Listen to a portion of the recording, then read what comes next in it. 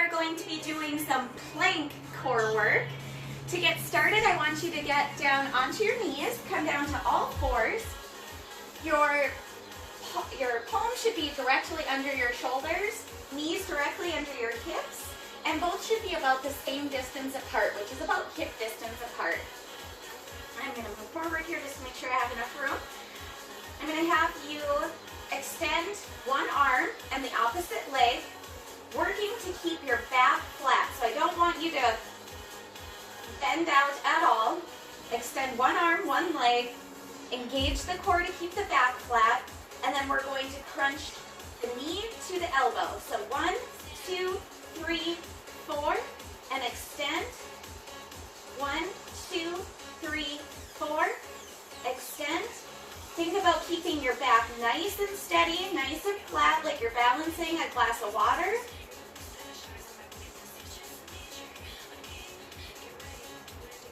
Good, keep going. Really engage the core.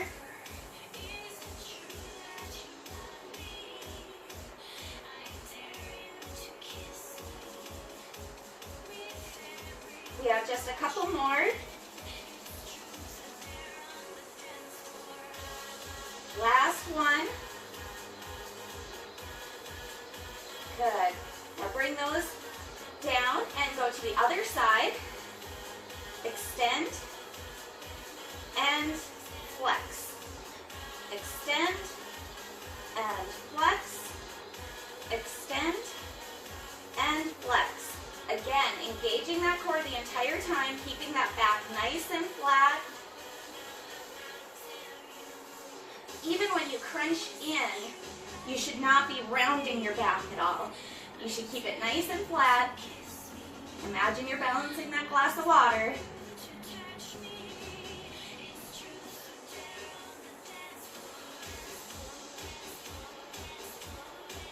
Two more.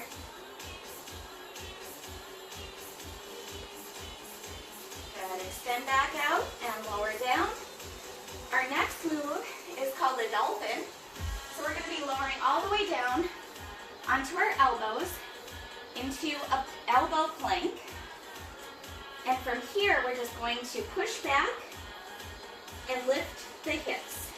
Keep that back flat the entire time and your core engaged. Now, if you need to modify this, you can go to your knees and still do the same thing. Just make sure to keep those abs engaged and your back flat. Good.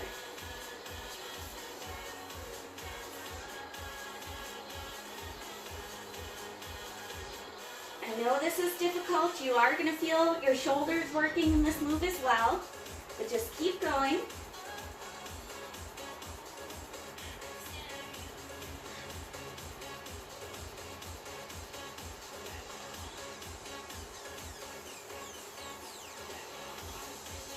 Good. We have 5 more after this one.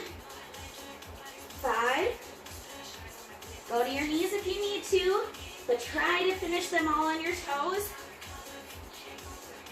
Challenge yourself. So, if you're doing this workout more than once, you will be getting stronger every time you do it. So if you start off on your knees, go ahead and try a couple on your toes. You can always drop back down to your knees if you need to. Okay, our next move is a side plank pike. So I'm going to have you come down onto your side. You're going to bring your hand underneath your shoulder. Your lower leg will be extended. Your top leg will be on top. This is going to be your support. So a lot of your weight is going to go into that top foot as you lift up into side plank. Extend your arm up, and then you're going to reach your arm underneath as you pike your hips up.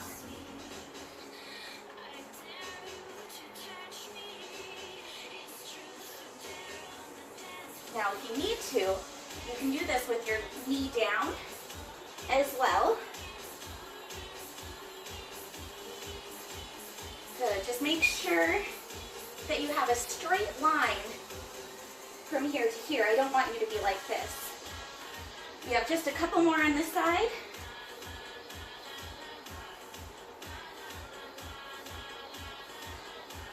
Last one. Good. You're really going to feel that in your oblique. Come back down.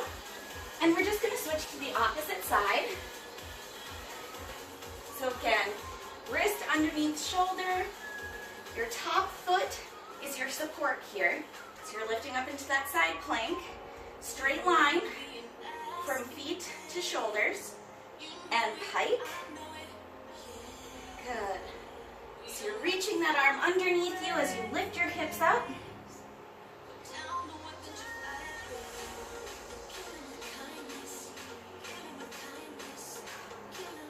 Don't give up. You can do this.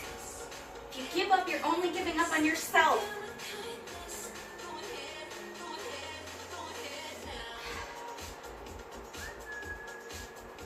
Two more.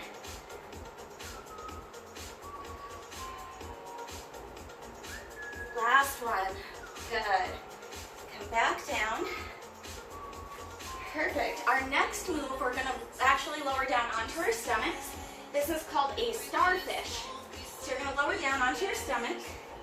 Extend your hands and legs out to the four corners of the room. Lift up slightly.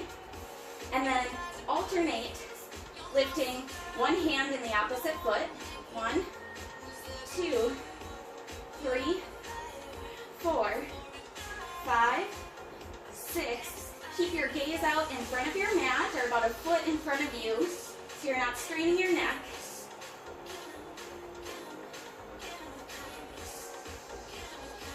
Good. Keep going.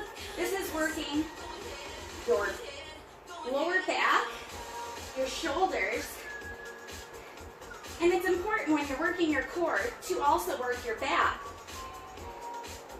That is all part of your core as well. Good. One more on each side. Perfect. Come back down.